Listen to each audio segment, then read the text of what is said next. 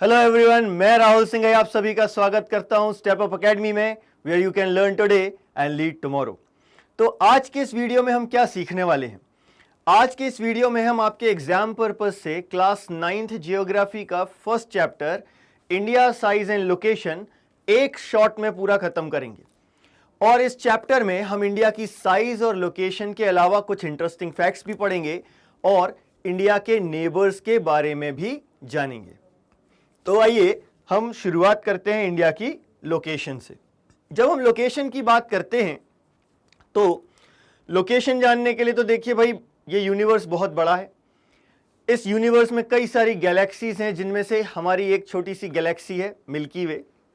इस गैलेक्सी में भी कई सारे सोलार सिस्टम्स हैं और इन बहुत सारे सोलार सिस्टम्स में भी हम ये देखते हैं हमारा एक छोटा सा सोलार सिस्टम है और इस सोलार सिस्टम में हमारा एक प्लैनेट है अर्थ। इस प्लैनेट को भी हमने नॉर्दर्न हेमिस्फीयर और सदर्न हेमिस्फीयर में डिवाइड कर रखा और इस पूरे प्लैनेट पर 7 कॉन्टिनेंट्स हैं। तो इंडिया इनमें कहाँ आता है, ये लोकेशन हमें जाननी है। अब लोकेशन जानने के लिए हम क्या टूल्स इस्तेमाल करते हैं? टूल्स हमारे जो मेन होते हैं वो है लैटिट्यूड्स एंड लॉन्गिट्यूड्स। अब ये लैटिट्यूड्स एंड लॉन्गिट्यूड्स क्या हैं? ये लैटिट्यूड्स और लॉन्गिट्यूड्स एक्चुअली इमेजिनरी लाइंस हैं जो हमने अर्थ के सरफेस पर इमेजिन की हैं ताकि हम लोकेशन पता लगा सकें। लैटिट्यूड्स क्या होते हैं?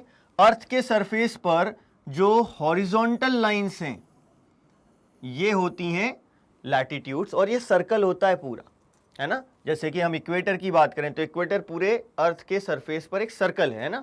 जब आप इसका एक मैप देखें, 3D मैप देखेंगे यानी कि ग्लोब आप देखेंगे तो आपको समझ में आएगा कि लैटिट्यूड्स जो है वो पूरा का पूरा एक सर्कल होता है। लेकिन लॉन्गिट्यूड्स यानी कि जो वर्टिकल लाइंस हैं अर्थ के सरफेस पर, ये लॉन्गिट्यूड्स कहलाते हैं और ये एक सेमी सर्कल होता है ना।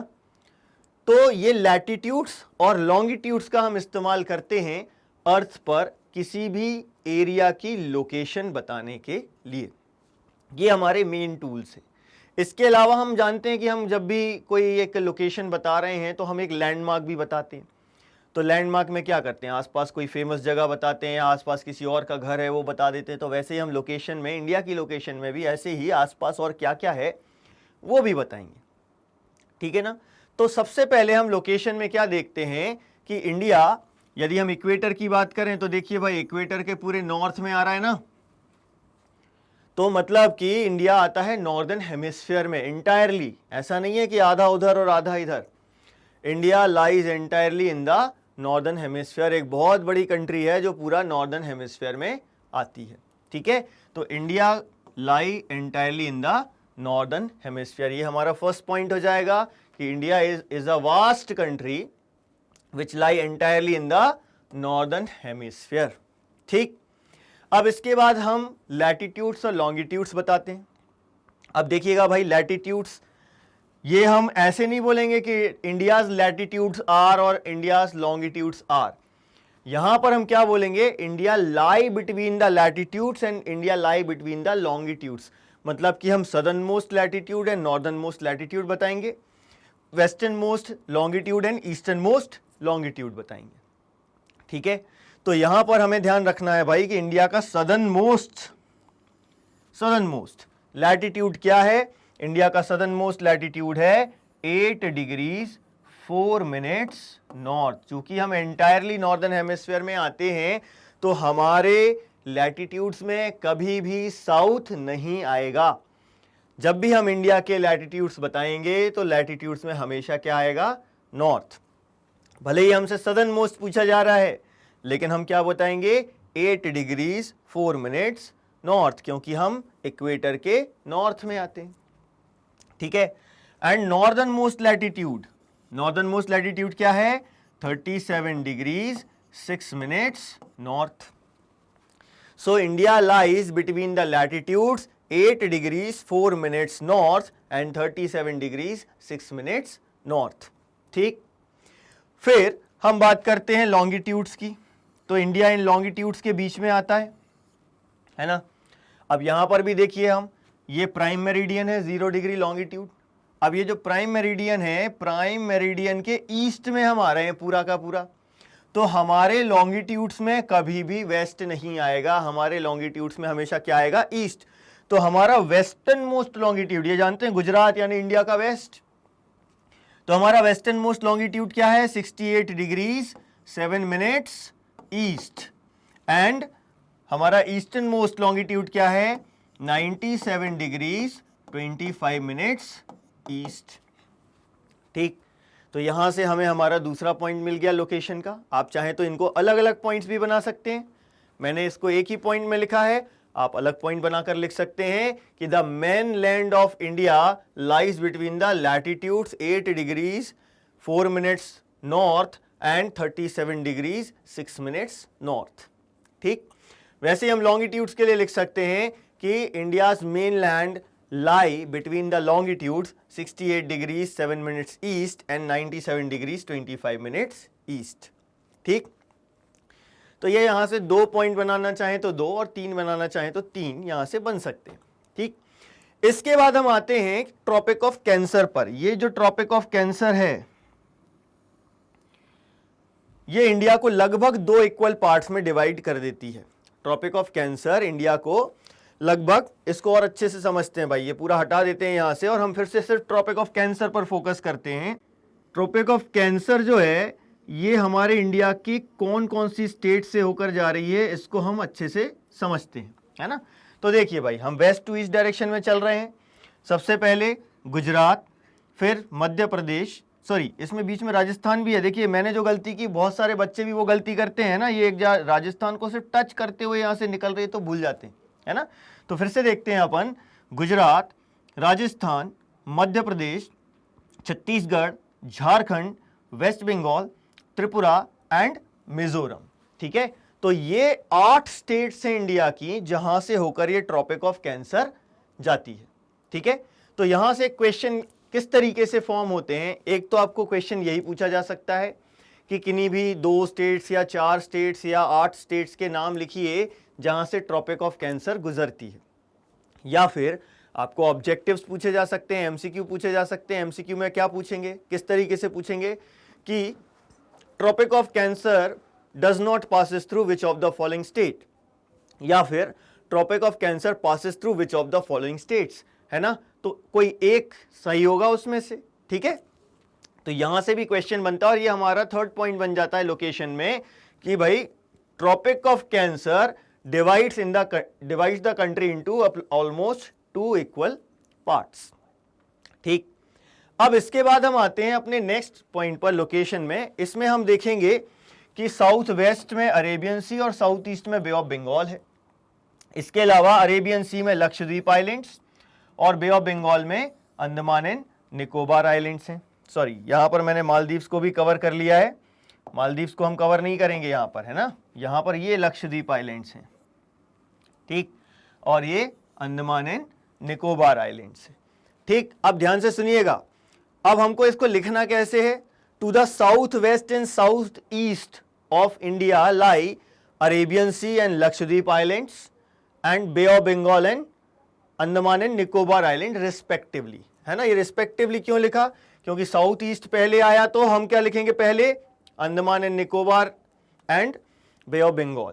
साउथ वेस्ट बाद में आया तो बाद में क्या लिखेंगे हम, लक्षद्वीप एंड अरेबियन सी। ठीक है, ये कैसे यूज करते हैं अपन भाई, जो पहले आया, जैसे मैंने आपको पहले साउथ वेस्ट बोला तो मैं साउथ वेस्ट का पहले बताऊंगा, बाद में साउथ ईस्ट बोला तो मैं साउथ ईस्ट का बाद में बताऊंगा, है ना। तो रिस्पेक्टिवली वर्ड कैसे यूज करते हैं ये अपन समझ गए यहां पर, है ना। तो ये हो गई इंडिया की लोकेशन। इसमें लेकिन एक और इंटरेस्टिंग फैक्ट है। क्या है वो इंटरेस्टिंग फैक्ट, कि हमारा जो सदर्न मोस्ट पॉइंट था, इंदिरा पॉइंट, 2004 में जो सुनामी आई थी इंडिया में, हमारे यहाँ का वो जो सुनामी में सदर्न मोस्ट पॉइंट था, इंदिरा पॉइंट, वो सबमर्ज हो गया, डूब गया। यहां से भी आपको एक क्वेश्चन फ्रेम हो सकता है कि इंडिया का कौन सा पॉइंट था जो 2004 की सुनामी में सबमर्ज हो गया। ठीक है ना। तो यहां पर हम आते हैं, हमारी लोकेशन को कंक्लूड करते हैं और हम नेक्स्ट टॉपिक पर चलते हैं, साइज ऑफ इंडिया, है ना। अब साइज में सबसे पहले क्या आएगा, एरिया। तो इंडिया का जो एरिया है टोटल वो कितना है, 3.28 मिलियन स्क्वायर किलोमीटर्स। यदि हम इसको किलोमीटर्स में मिलियन की जगह लैक्स में कन्वर्ट करना चाहें तो ये कितना हो जाता है 32,87,263 किलोमीटर स्क्वायर। लेकिन अब ये थोड़ा सा चेंज हो गया क्योंकि हमारे बांग्लादेश के साथ कुछ एग्रीमेंट साइन हुए जिससे लैंड कुछ इधर गया और उधर गया, तो उसके कारण ये आखिरी में कुछ चेंजेस आए हैं। लेकिन अपन को इतना तो याद रखना है कि 32 लाख और 87,000 के आसपास हमारा एरिया है। ठीक है, तो यहां से हमने इंडिया के एरिया की बात करी, तो ये हमारा फर्स्ट पॉइंट हो गया इंडिया के एरिया में। अब ये इंडिया का एरिया वर्ल्ड के टोटल जियोग्राफिकल एरिया का कितना परसेंट है? ऐसे देखने में हमने पहले ही फर्स्ट पॉइंट में ये बोला कि India is a vast country, तो हमको लगता बहुत बड़ी है, लेकिन हमारे पास पूरे वर्ल्ड का सिर्फ 2.4% एरिया है ना, बहुत ज्यादा नहीं है। हालांकि ये भी बहुत ज्यादा इसलिए कहते हैं लोग क्योंकि इतना एरिया होने के बावजूद भी इंडिया 7th लार्जेस्ट कंट्री है वर्ल्ड की, है ना। लेकिन यहां पर अपन को इस ग्राफ से नजर आ रहा है, देखो कितना ज्यादा अंतर है फर्स्ट में और 7th में। या हम सिर्फ ऑस्ट्रेलिया जो 6th लार्जेस्ट है उसकी बात करें तो यहां पर हमें नजर आ रहा है कि ऑस्ट्रेलिया का एरिया इंडिया से लगभग दोगुना है, उससे भी ज्यादा है ना। तो यहां पर हमें इन सारी कंट्रीज के नाम याद रखने हैं कि फर्स्ट लार्जेस्ट कौन है, सेकंड कौन है, थर्ड कौन है, क्योंकि ये भी आपको ऑब्जेक्टिव्स में पूछे जा सकते हैं, है ना, कि which is the third largest country of the world in terms of area, तो क्या है यूएसए, है ना। तो यहां से अपन को एक चीज और क्लियर हो गई भाई, India is the 7th largest country of the world. तो इनको मिलाकर हमने देख लिया, 3 पॉइंट मिल गए हमको। एक, एरिया कितना है, दूसरा ये वर्ल्ड के टोटल जियोग्राफिकल एरिया का कितना परसेंट है, और तीसरा ये वर्ल्ड की 7th लार्जेस्ट कंट्री है। ठीक, अब इसके बाद हम आते हैं एक और point, land boundary and sea boundary, है ना। लैंड बाउंड्री यानी जो हम अपने लैंड नेबर्स के साथ जो बॉर्डर शेयर करते हैं वो कितनी है 15,200 किलोमीटर्स। और जो कोस्ट लाइन है, coast line including Andaman and Nicobar and Lakshadweep island, उनकी भी एरिया को, उनके भी कोस्ट लाइन को मिलाकर इंडिया की जो कोस्ट लाइन है वो कितनी है 7,516.6 किलोमीटर्स। ठीक है, अभी भी भाई देखिए साइज अभी कंप्लीट नहीं हुआ है, अभी साइज में कुछ पॉइंट्स और आएंगे। क्या है वो कुछ और पॉइंट्स? नॉर्थ में क्या आते हैं यहां पर, यंग फोल्डेड माउंटेन्स जिनको हम कहते हैं हिमालयास, है ना। और ये जो है ना, ये हिमालयास यहां पर है इस एरिया में, लेकिन यहां पर कुछ और माउंटेन रेंजेस हैं जिनको हम कहते हैं सुलेमान रेंजेस या हिंदू कुश रेंजेस। तो नॉर्थ में, नॉर्थ वेस्ट में, नॉर्थ ईस्ट में, ये सभी तरफ क्या है माउंटेन्स हैं जो इंडिया को बाकी के एशिया से सेपरेट करते हैं। ठीक है, तो हमें ये चीज याद रखनी है कि इंडिया के नॉर्थ में क्या है माउंटेन्स हैं। ठीक है, इसके अलावा हम इंडिया का north to south and east to west extent भी साइज में ही बताते हैं। तो नॉर्थ टू साउथ देखिए सीधी लाइन नहीं है, नॉर्दर्न मोस्ट से सदर्न मोस्ट पॉइंट लिया गया है, और ये जो हमारी जो लेंथ है ये कितनी है 3214 किलोमीटर्स। ठीक है, अब हम 3214 किलोमीटर्स याद रखते हैं तो कई बार भूल जाते हैं, तो सीधा याद रख लो 3214 किलोमीटर्स। ठीक है, वैसे ही ईस्ट टू वेस्ट और वेस्ट टू ईस्ट भी हम देखेंगे, ये वेस्टर्न मोस्ट और ईस्टर्न मोस्ट को मैच किया गया है, और ये कितना है 2933 किलोमीटर्स, 2933 किलोमीटर्स। ये हमारा north to south and east to west extent है। ये पॉइंट भी हमारा इंडिया की साइज में ही आएगा। ठीक है, तो बहुत सारे पॉइंट्स हैं साइज में, है ना। अब यहां पर हम ये देखते हैं कि ये जो हमारी ट्रॉपिक ऑफ कैंसर दिख रही है 23 डिग्रीज 30 मिनट्स नॉर्थ, यहां से थोड़ा सा नीचे होगा 22 डिग्रीज, है ना। और यहां हम देख रहे हैं 22 डिग्रीज के बाद टैपरिंग स्टार्ट हो जाती है। क्या स्टार्ट हो जाती है? टैपरिंग। तो ये 22 डिग्री नॉर्थ लैटिट्यूड है ना, तो हम क्या कहते हैं south of the 22 degree north latitude India starts to taper, और फिर ये क्या करता है इंडियन ओशन को 2 सीज में डिवाइड कर देता है, Arabian sea and bay of Bengal. तो एक और पॉइंट मिल गया साइज में हमको कि 22 डिग्री नॉर्थ लैटिट्यूड के साउथ में, ठीक है, south of the 22 degree north latitude क्या हो गया, इंडिया ने टैपरिंग स्टार्ट की, और ये कहां चला गया इंडियन ओशन में चला गया, एक्सटेंड हो गया इंडियन ओशन में, और 2 सीज में डिवाइड कर दिया, Arabian sea and bay of Bengal. अब इसको देखने से ना, मैप को देखने से हमको ऐसा लगता है जैसे कि यहाँ पर लंबाई ज़्यादा है और यहाँ पर चौड़ाई कम है, क्योंकि बहुत बार क्या होता है ना, हमारा ध्यान नहीं जाता कि ये वाला हिस्सा भी इंडिया का हिस्सा है। जनरली जब हम बात करते हैं ना तो हम सिर्फ इतना हिस्सा देखते हैं, तो हमें ये लगने लगता है ये इतना सा है और ये इतना ज़्यादा है। लेकिन यदि हम लॉन्गिट्यूडनल एक्सटेंट की बात करें और लैटिट्यूडनल एक्सटेंट की बात करें, है ना, तो हम यदि लैटिट्यूडनल एक्सटेंट देखें तब भी ये लगभग 30 डिग्री के आसपास है, और लॉन्गिट्यूडनल एक्सटेंट देखें तब भी ये लगभग 30 डिग्रीज के आसपास है। ठीक है, अब ये डिग्रीज के बेसिस पर हम टाइम कैलकुलेट करते हैं, है ना। खास तौर से ये जो लॉन्गिट्यूड्स होते हैं ना, लैटिट्यूड के बेसिस पर टाइम कैलकुलेट नहीं होता। टाइम हमेशा किस चीज़ के बेसिस पर कैलकुलेट होगा? लॉन्गिट्यूड के बेसिस पर। लैटिट्यूड के बेसिस पर डे और नाइट का ड्यूरेशन कैलकुलेट होता है, क्योंकि जो सनलाइट है ना वो लैटिट्यूड के हिसाब से चेंज होती हैं। ठीक, तो अभी हम क्या देखने वाले हैं यहाँ पर कि दोनों तरफ हमारा जो लैटिट्यूड है और लॉन्गिट्यूड है, यहाँ पर देखने से जरूर लगता है कि नॉर्थ टू साउथ हमारा जो लैटिट्यूडनल एक्सटेंट है वो ज्यादा है और ईस्ट टू वेस्ट जो हमारा लॉन्गिट्यूडनल एक्सटेंट है वो कम है, लेकिन ऐसा नहीं है। फिर भी यहाँ से क्वेश्चन ये बनते हैं कि भाई यहाँ पर एक हमें और लॉन्गिट्यूड दिख रहा है 82 डिग्रीज 30 मिनट्स ईस्ट, इसको हमारे यहाँ की स्टैंडर्ड मेरिडियन बनाया गया है। स्टैंडर्ड मेरिडियन क्या होती है? किसी भी कंट्री का वो लॉन्गिट्यूड जिसके अलोंग टाइम कैलकुलेट किया जाता है और उस कंट्री में या उस रीजन में फॉलो किया जाता है। ठीक है ना, तो भाई हमारे यहाँ की जो स्टैंडर्ड मेरिडियन है वो क्या है?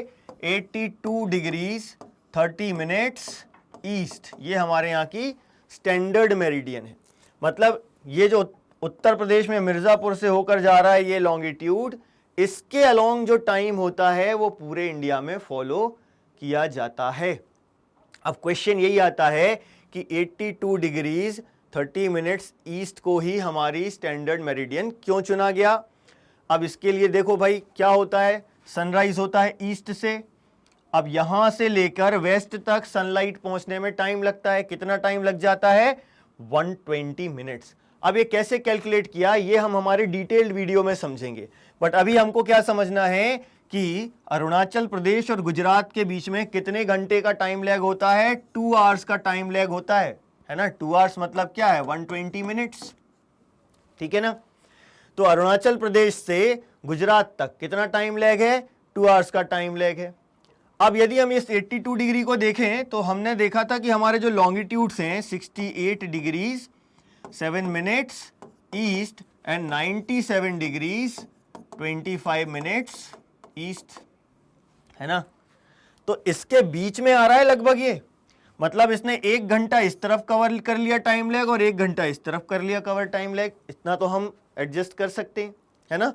तो चूंकि टाइम जो है वो लॉन्गिट्यूड के अलोंग कैलकुलेट होता है और गुजरात से लेकर अरुणाचल प्रदेश तक 2 घंटे का टाइम डिफरेंस है, इसीलिए 82 डिग्रीज को हमने हमारी स्टैंडर्ड मेरिडियन चुना।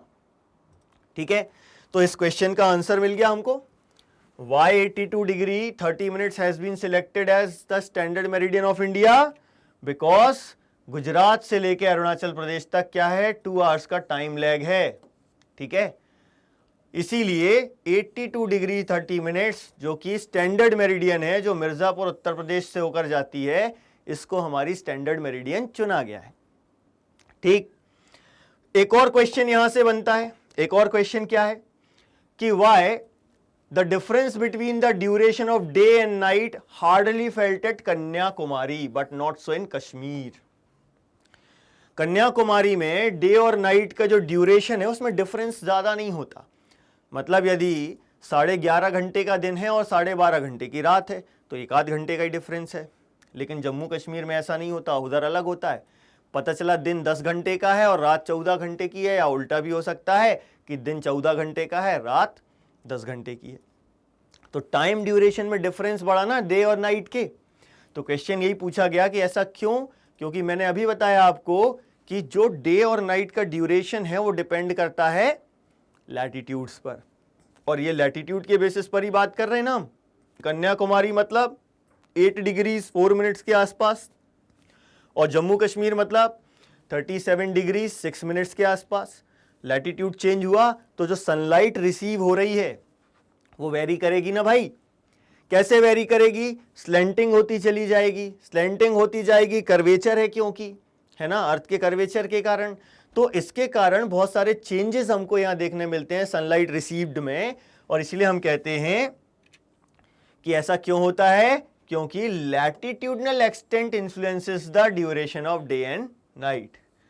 कैसे इन्फ्लुएंस करता है? जब हम साउथ से नॉर्थ की तरफ मूव कर रहे हैं, नॉर्दर्न हेमिस्फीयर में, है ना, जब हम साउथ से नॉर्थ की तरफ मूव कर रहे हैं तो डे और नाइट का ड्यूरेशन चेंज होता है। इसीलिए कन्याकुमारी में हम ये देखते हैं, जो कि इक्वेटर के पास है, वहां डे और नाइट के ड्यूरेशन में डिफरेंस ज्यादा फील नहीं होता, लेकिन यदि कश्मीर जाएंगे तो वहां पर हमें डे और नाइट के ड्यूरेशन में डिफरेंस ज्यादा पता चलेगा।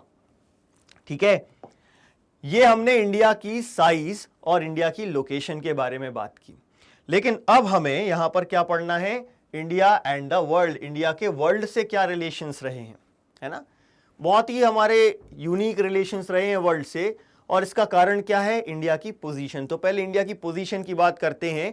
यहां से भी एक अच्छा क्वेश्चन फ्रेम होता है कि why the central location of India at the head of Indian ocean is of great significance. तो देखिए भाई, यहां में नजर आ रहा है ये इंडियन ओशन है और ये इंडिया की पोजीशन है इंडियन ओशन के हेड पर, सर पर हम बैठे हुए हैं इंडियन ओशन के, है ना। तो हमारी यूनिक पोजीशन है। अब ये पोजीशन कैसे बताएंगे? इंडिया की इस पोजीशन को बताने के लिए हम क्या करते हैं? हम अपने पॉइंट्स कैसे बनाते हैं कि यहां पर हम देखते हैं कि यूरोप और ईस्ट एशिया के बीच में हमारी लोकेशन है, वेस्ट एशिया और ईस्ट एशिया के बीच में हमारी लोकेशन है। वैसे ही हमारा जो ईस्टर्न कोस्ट है ये हमें अफ्रीका से, वेस्ट एशिया से और यूरोप से कनेक्ट करता है। Eastern coast south east Asia से और ईस्ट एशिया से हमें कनेक्ट करता है। अब यही सारी चीज़ें जो मैंने आपको बताई, इन्हीं को हम पॉइंट्स में लिखते हैं। कैसे पॉइंट्स में लिखा? सबसे पहला हमने क्या बोला? India has a central location between the east and west Asia. सबसे पहला पॉइंट बताया था भाई, ये ईस्ट एशिया है, ये वेस्ट एशिया है, इसके बीच में हमारी लोकेशन है। फिर India is the southward extension of Asian continent, ये हम पहले पढ़ चुके हैं। देन उसके बाद हम बात करते हैं, ये ट्रांस इंडियन ओशन रूट्स कहलाते हैं। ये रूट्स जो दूसरी जगहों से, दूसरे ओशन से या सी से होकर इंडियन ओशन से होते हुए कहीं और चले जाते हैं, ये ट्रांस इंडियन ओशन रूट्स कहलाते हैं। अब इस ट्रांस इंडियन ओशन रूट्स में देखो एक और अच्छी इंपॉर्टेंट चीज है, वो क्या है? हमें एक चीज की जानकारी और होनी चाहिए। किस चीज के बारे में? स्यूज कैनाल के बारे में। ठीक है, ये स्यूज कैनाल जो 1869 में ओपन हुई, ठीक है। अब ये स्यूज कैनाल के ओपन होने से क्या हुआ? डिस्टेंस 7000 किलोमीटर रिड्यूस हो गई। किस किस के बीच में? यूरोप और इंडिया के बीच में 7000 किलोमीटर का डिस्टेंस कम हो गया। कई दिनों का जो सफर है वो बच गया। ठीक है, तो यहां पर हमें एक चीज क्लियर दिख रही है कि भाई ये जो है ना, ये यहां पर स्यूज कैनाल, जब तक ये नहीं थी तो हमें पूरा इतना अफ्रीका घूमकर आना पड़ता था, 7000 किलोमीटर ज्यादा ट्रैवल करना पड़ता था, तब जाके इंडिया पहुंचते थे यूरोपियंस। लेकिन अब क्या है? स्यूज कैनाल है, तो ये मेडिटेरेनियन सी से डायरेक्टली रेड सी से डायरेक्टली ये अरेबियन सी में आ जाते हैं, और यहां से ये चले जाते हैं south east Asia, east Asia. लेकिन इनके बीच में क्या पड़ रहा है? इंडिया। इसीलिए हमने कहा कि ये जो ट्रांस इंडियन ओशन रूट्स हैं, जो किसको कनेक्ट कर रहे हैं? Countries of Europe in the west and east Asia. ठीक है, इन दोनों को कनेक्ट करने के लिए इनको इंडियन ओशन से गुजरना होगा, और यहां पर हमारी एक एमिनेंट पोजीशन है। ठीक है, अब इसके अलावा हम ये देखते हैं कि ये डेक्कन पेनिनसुला है हमारा। ठीक है ना, क्या है ये? डेक्कन पेनिनसुला है। ठीक है, अब ये डेक्कन पेनिनसुला में हमारी वेस्टर्न कोस्ट है, ये ईस्टर्न कोस्ट है। वेस्ट कोस्ट किससे कनेक्ट कर रहा है हमें? वेस्ट कोस्ट कनेक्ट कर रहा है हमें यूरोप से, वेस्ट एशिया से और अफ्रीका से, और ईस्टर्न कोस्ट कनेक्ट कर रहा है साउथ ईस्ट एशिया से और ईस्ट एशिया से। तो यही अगला पॉइंट बन जाएगा। Deccan peninsula protrudes into Indian ocean and help India. किस चीज में हेल्प कर रहा है इंडिया को? क्लोज कॉन्टैक्ट्स एस्टैब्लिश करने में with West Asia, Africa and Europe from the western coast and Southeast Asia and East Asia from the eastern coast। देखिए मैप देखकर याद करेंगे तो बहुत आसानी से ये पॉइंट्स याद हो जाएंगे। ठीक है। और एक और पॉइंट जो इसमें हमें आता है एमिनेंट पोजीशन पे, कि भाई इंडिया जितनी बड़ी कोस्ट लाइन किसी अदर कंट्री की इंडियन ओशन में नहीं है। देखो इतनी सारी कंट्रीज दिख रही हैं, किसी की भी इतनी बड़ी कोस्ट लाइन नहीं है इंडियन ओशन में जितनी बड़ी इंडिया की है। और इसीलिए ओशन का नाम हमारी कंट्री के नाम पर है। क्या किसी और ओशन का नाम किसी कंट्री के नाम पर है? ऐसा नहीं मिलेगा आपको। सिर्फ इंडियन ओशन है जिसका नाम हमारी कंट्री के नाम पर है। ठीक, तो ये इंडिया की लोकेशन की बात करी, लेकिन क्या ये जो सी रूट्स की हम बात कर रहे हैं या जिन्हें हम मैरीटाइम रूट्स कह रहे हैं, क्या ये मैरीटाइम रूट्स हमेशा से थे? नहीं। मैरीटाइम रूट्स की तो खोज बहुत रिसेंटली हुई है। बहुत रिसेंटली किसने करी भाई? इंडिया के लिए सी रूट किसने खोजा? वास्को डी गामा ने। कब खोजा? 1498 में। उसके पहले तक तो सी रूट से नहीं आते थे ना। उसके पहले कहां से आते थे? फिर लैंड रूट्स से। अब ये जो लैंड रूट्स जिन्हें हम सिल्क रूट्स भी कहते थे, है ना, ये लैंड रूट्स हैं। और ये कहां से होते थे? हमारा जो हिमालयाज वाला जो रीजन है, ये हिमालयाज वाले रीजन में, हिमालयाज में पासेस हुआ करते थे। और इन पासेस से एंशिएंट ट्रैवलर्स वर्ल्ड के अदर पार्ट्स में जाते थे और वर्ल्ड के अदर पार्ट से इंडिया आते थे, और उनके साथ बहुत सारे आइडियाज और कमोडिटीज इंडिया से वर्ल्ड में फैले। और कुछ ऐसे आइडियाज और कमोडिटीज हैं जो वर्ल्ड के अदर पार्ट से इंडिया में भी आए। ठीक, तो यहां से हमें एक और पॉइंट मिल जाता है। क्या पॉइंट मिल गया भाई हमें यहां से? कि इंडियाज, यहां हर वर्ड यूज किया गया इंडिया के लिए। India's relationship through the land routes are much older than her maritime contacts. बहुत पहले से हैं ये लैंड रूट्स, है ना। बहुत सारे आइडियाज और कमोडिटीज इन लैंड रूट्स से ही इंडिया और चाइना से कहां जाते थे? यूरोप और अदर कॉन्टिनेंट्स में। ठीक है ना।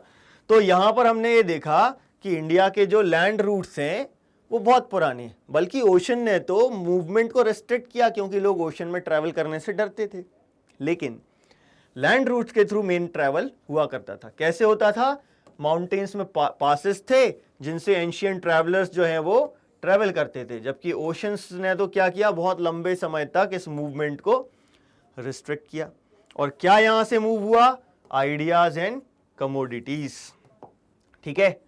अब कौन कौन से आइडियाज और कमोडिटीज इंडिया से वर्ल्ड को मिले और कौन सी चीजें वर्ल्ड से इंडिया को मिली, अब जरा हम इस पे बात करते हैं, क्योंकि यहां से ये क्वेश्चन के फॉर्म में आ सकता है कि इसको प्रूव कीजिए। ऐसे लिख देंगे, स्टेटमेंट लिख देंगे और लिख देंगे जस्टिफाई या prove this statement is correct. इस तरीके से क्वेश्चन बन सकता है ना। तो इसका आंसर क्या होगा? चलिए भाई देखते हैं। इन चीजों के बेसिस पर हम बता सकते हैं कि हमारे जो रिलेशंस हैं वर्ल्ड से, वो लैंड रूट्स के थ्रू ज्यादा पुराने हैं as compare to maritime routes, है ना। तो सबसे पहले हम देखते हैं कि आइडियाज, कौन कौन से आइडियाज इंडिया से वर्ल्ड के अलग पार्ट्स में स्प्रेड हुए। Upanishads, Ramayana, stories of Panchatantra, Indian numeral system, decimal system, है ना, ये सारी चीजें। इसके अलावा स्पाइसेस, मसलिन्स क्या होते हैं? ये आपने 8th क्लास में पढ़ा होगा, एक टाइप के क्लोथ्स होते हैं, है ना। तो ये सारी चीजें इंडिया से वर्ल्ड के अदर पार्ट में गईं। ठीक, और अदर पार्ट से क्या आया? Greek sculptures and architectural style of domes and minarets, है ना।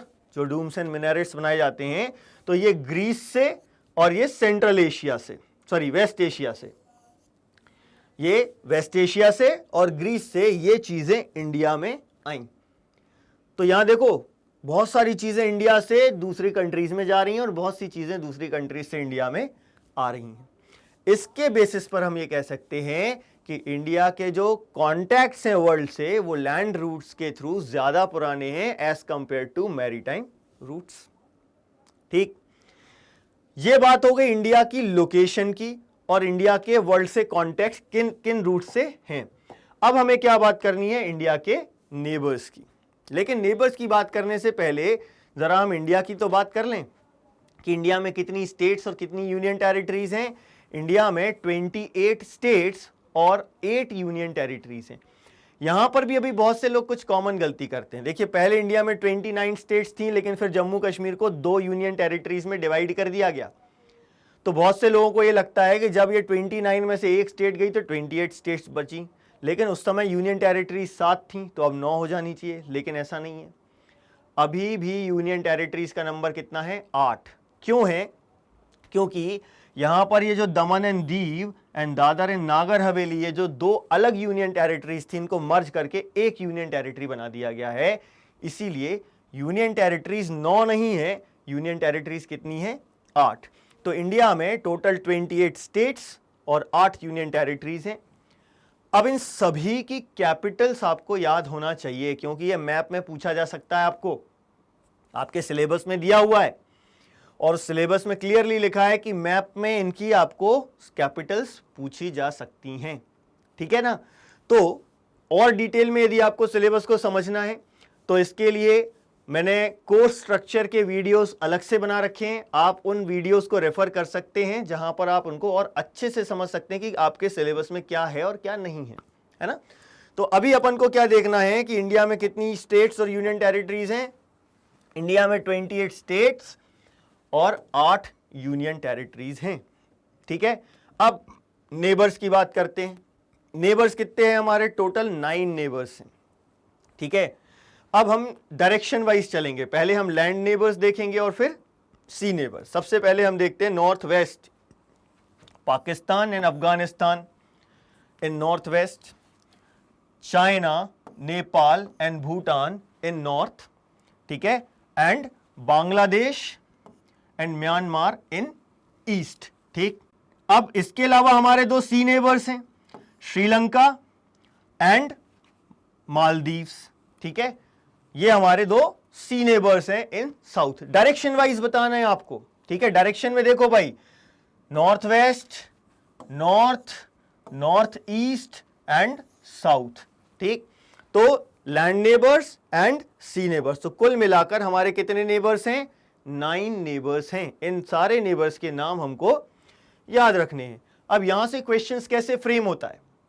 क्वेश्चन ऐसे फ्रेम होते हैं कि भाई आप ये बताइए कि कौन कौन सी स्टेट्स हैं जो पाकिस्तान के साथ बॉर्डर शेयर कर रही हैं। तो आपको स्टेट्स में, अब इसमें यूनियन टेरिटरीज भी हम काउंट कर लेंगे, है ना? तो देखिए भाई, पाकिस्तान के साथ गुजरात, राजस्थान, पंजाब, जम्मू कश्मीर, लद्दाख, ये 5 स्टेट्स हैं इंडिया की जो किसके साथ बॉर्डर शेयर कर रही हैं? पाकिस्तान के साथ। अफगानिस्तान के साथ सिर्फ लद्दाख बॉर्डर शेयर कर रहा है। ठीक है, फिर नेपाल की बात करें तो उत्तराखंड, उत्तर प्रदेश, बिहार, और ये अपन को जो यहां पर एक हिस्सा दिख रहा है ना, ये वाला हिस्सा, ये एक्चुअली में वेस्ट बंगाल का हिस्सा है। बहुत सारे लोग सोचते हैं कि ये बिहार का हिस्सा है। आप बड़े मैप में देखेंगे तो आपको क्लियरली यहां से वेस्ट बंगाल, ये पूरा हिस्सा जो यहां नजर आ रहा है ना, अच्छे से देख लें जरा भाई इसको।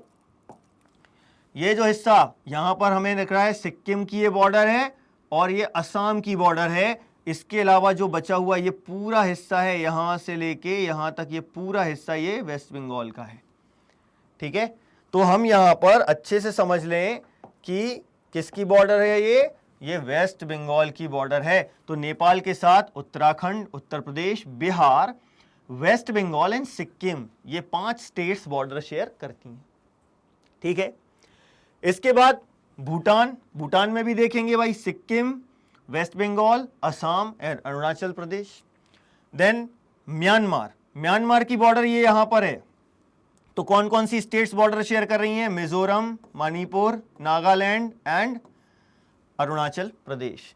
ठीक है, और बांग्लादेश के साथ कौन कौन बॉर्डर शेयर कर रहा है? बांग्लादेश के साथ देखिए, ये यहां से असम और यहां से असम, बीच में ये मेघालय, त्रिपुरा, मिजोरम एंड वेस्ट बंगाल। ठीक, ये सारी स्टेट्स का अपन को याद रखना है कि कौन कौन सी स्टेट्स किस कंट्री के साथ बॉर्डर शेयर करती है, ये आपको पूछा जाता है। ठीक है ना? इसके अलावा हम एक और चीज यहां बता सकते हैं कि ये जो श्रीलंका है, इस श्रीलंका और इंडिया को क्या सेपरेट करता है? ये कहलाती है गल्फ ऑफ मन्नार। ठीक है, और यहां पर है पाल्क स्ट्रेट।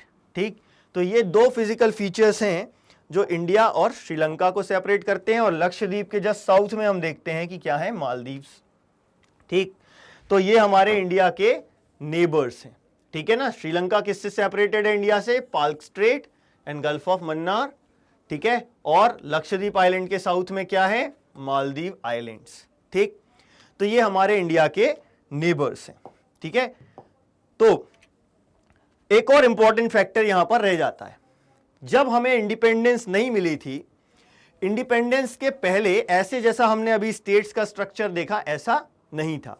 इंडिपेंडेंस के पहले हमारे यहां पर स्टेट्स दो कैटेगरीज में डिवाइडेड थी, एक प्रिंसली स्टेट्स और दूसरा प्रोविंसेस, है ना। तो 1947 के पहले की हम बात कर रहे हैं। प्रोविंसेस क्या होते थे? जहां पर ब्रिटिश गवर्नमेंट के ऑफिसर्स डायरेक्टली रूल किया करते थे वो कहलाते थे प्रोविंसेस।